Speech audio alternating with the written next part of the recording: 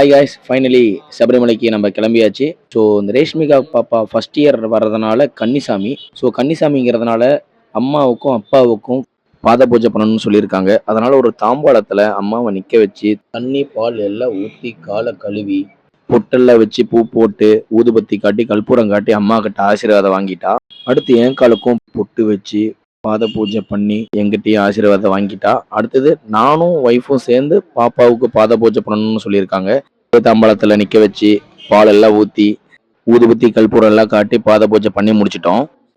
அடுத்து நம்ம சபரிமலை போயிட்டு வர வரையும் நம்ம காவலா இருக்கிற கருப்பண்ணசாமிக்கு ஒரு பூஜையும் போட்டு அப்படியே ஐயப்பனுக்கு ஒரு பூஜையும் போட்டு முடிச்சுட்டு பாப்பா எல்லாருக்கிட்டையும் ஆசீர்வாதம் வாங்கிக்கிட்டா. அடுத்து இருமுடி பை எடுத்து பாப்பா தலையில வச்சுட்டு நம்ம அடுத்தது பின்னாடியே நடந்து போய் வெளியே போய் தேங்காய் உடைக்கணும். எல்லாரும் விழுந்து ஆசீர்வாதம் வாங்கிட்டாங்க.